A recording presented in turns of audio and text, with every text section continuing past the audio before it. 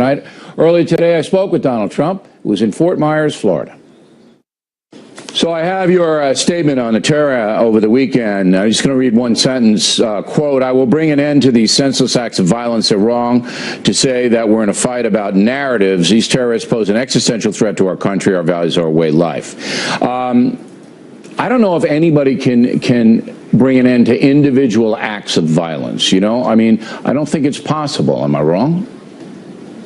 Well, one thing you have to do is degrade. What's happening is they are going around and they feel emboldened and they feel wonderful. And all of these young people in our country and other countries are looking up to ISIS because ISIS continues to taunt the United States. They started off in a small area. They're now in 28 countries, Bill. 28 countries. Think of it. This is during Hillary Clinton's tenure. 28 countries. It was just reported. And I want to tell you, that is disgraceful. So you have to bring them down, and you have to bring them down fast. You know, the young people in our country and other countries, they're looking up to these people. They have respect for these people. It's like, let's put it this way, they're getting good public relations because it looks like they're beating the United States, or certainly like the United States can't beat them. Right, and it's certainly a psychological war as well as a physical war. But Western Europe hasn't really helped out, and I mean, that's going to be a part of the equation for the next president because Mr. Obama really doesn't. Mr. Obama said today, I don't know whether you're aware, that his strategy is fine. You know, just wear them down, wear them down. We don't need any more action on what he's doing. It's the as we've defined here, the strategy of acceptable losses. Now, another thing you said that was very controversial is that you want to profile. You want to profile Arab or Muslim men. How would that work? Well, we have no choice. Look, Israel does it, and Israel does it very successfully. They do it at the airport. You want to do it. They do it at the airport. Well, they do it. They do it. And when they see somebody that they'd like to talk to, that they'd like to look at, that they'd like to maybe open up their satchel and take a look what's inside, they do it. And they don't like to do it. I don't like to do it, but we have to be, you know, you have a woman who's 87 years old in a wheelchair from Sweden, and we have to look at her if we're going to look at somebody else. It's ridiculous what's going on. So what would you do, though? Do you have a vision? So politically correct. Do you have a vision of how that profiling would work? It works where if we see somebody that we think there could be a problem at airports and other places, you talk to them and you see what's going on. But I think they do that now. We don't do that. You know, look, the guy, the alleged bomber here in New York, lived over a chicken stand his father owns in New Jersey. I mean, come on.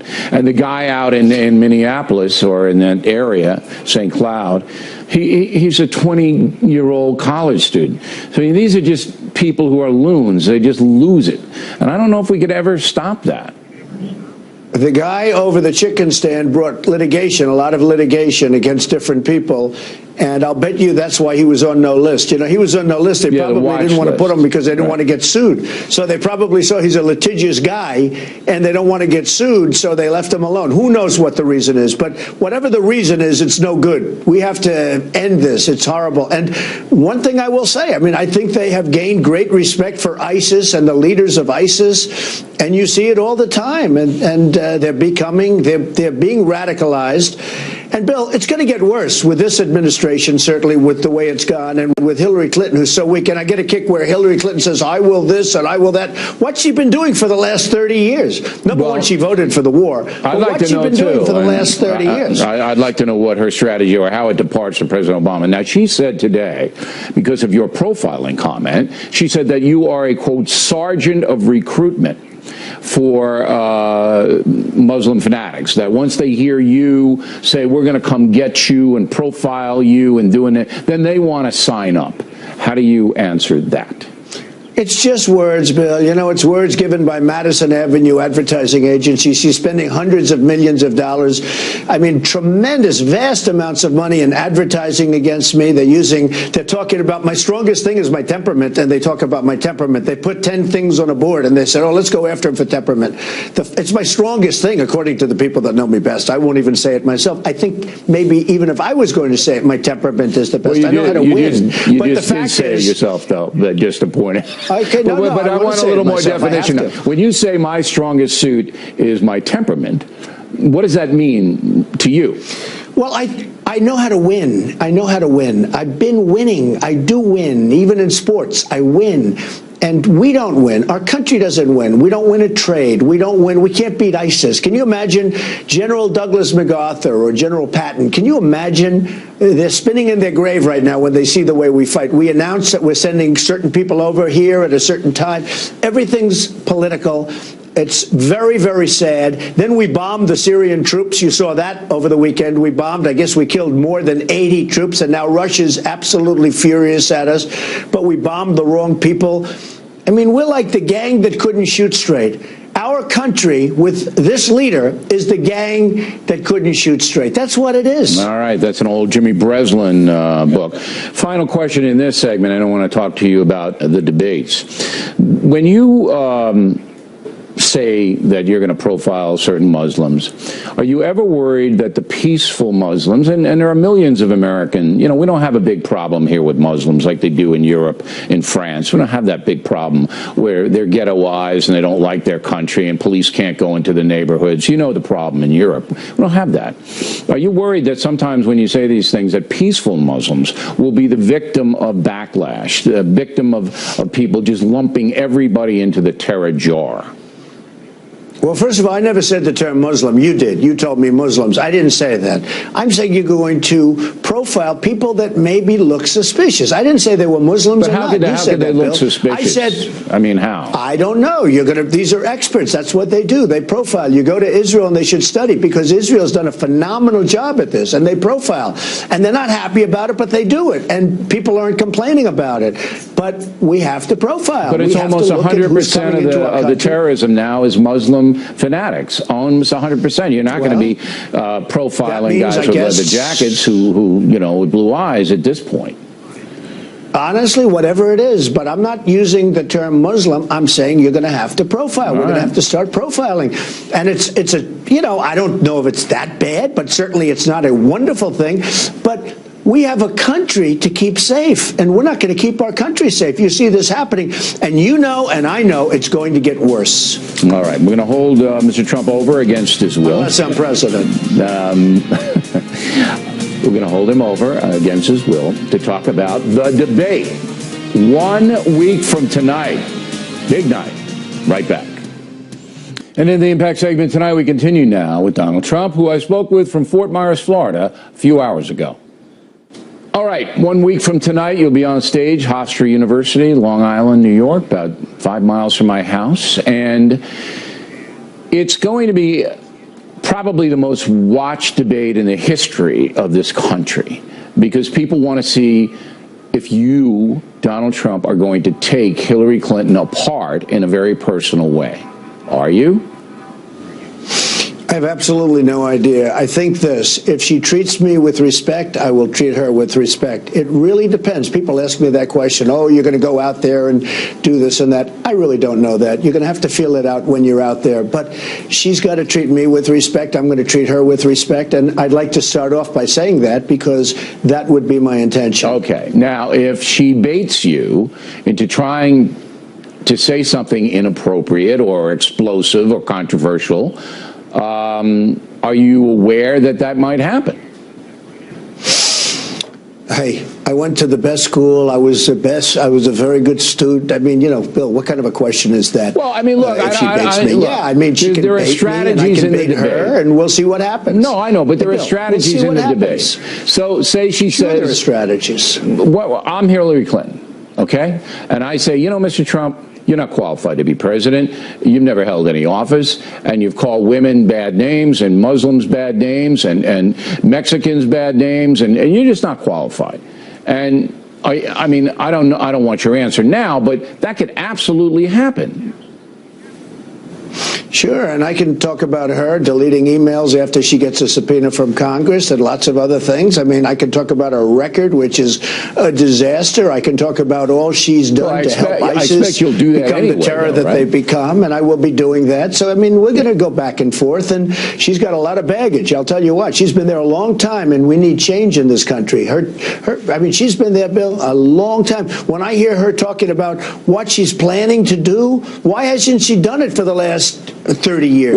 Well, she had to work for President Obama, but I'm curious about this. If she comes after you, for example, on the women's card, would you go into her marital history and things like that? Is that going to happen? Well, you know, the New York Times wrote a story about me and women, and it turned out that it was a false story. And honestly, we're going to take that up with them at a little bit later date. We'll get rid of this first. We'll go through this little process first, which I think is going to end very successfully on November 8th. Outside here, I'm in Florida, we have thousands and thousands of people lined up outside, and the arena, which is probably 8,000 or 10,000 people, is packed to the rafters. I mean, something's happening, Bill, that's awfully amazing. But the New York Times wrote a story about women, and the women called the office. They said, we never said that about Donald Trump. We really like him. He's really good. I remember that. They quoted women, and they never even said it, and it was on the front page, centerfold, massive, big color picture. It was disgraceful. They are so dishonest. I'll tell you what, there is nobody that respects women more than Donald Trump. That I can tell you. And I'll help women because we have the women's health problems. We have a lot of problems. I will help a lot more than Hillary can. That I can tell you. Now, you skillfully dodged that question. That was really a good dodge. Would you go into the marital arena if she hits you with the women thing? I don't think I'm looking to do that, Bill. I don't know what I'm going to do exactly. You know, it depends on what level she hits you with, if it's fair, if it's unfair. Right. But certainly I'm not looking to do that. All right. Lester Holt, you know him? He's the debate moderator. You know Lester? I do, and I have respect for Lester. Good, because I worked with him at Channel 2. I don't know if you remember back then, but Lester and I worked together there in New York. And I think he's a fair guy. I think he's an honest man. I don't think he's coming in with any acts at all. Well, I mean, the only problem is Matt Lauer is a pro, and he did a great job. We had a debate of sorts. They called it a forum, and that was on Monday night. And I think Matt did a fantastic job last week. I'm sure you read about it. And they came down on Matt. Matt was very tough on me, and he was tough on her. But I thought he was equally tough, maybe even tougher on me. And they really hit him because I won that debate. Everybody said I won. The polls all said I won.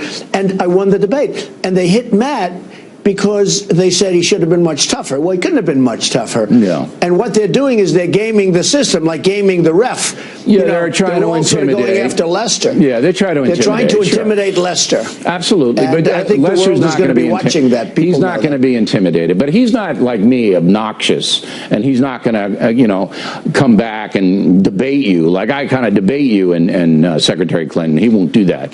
Well, nobody is. I would say that nobody's obnoxious like you. I would have to agree with that. I think that we can all agree. Lester. I think that's a bipartisan, absolutely. But Lester's not going to do that. But I want to get to. No, Lester's a professional, but we'll see what happens. I think it's unfair. Right. Now, the next debate, I think it's unfair what they're doing, Bill. You have two kind of partisan people, though. The next debate, you have Martha Raddatz at ABC, who I work with in Boston.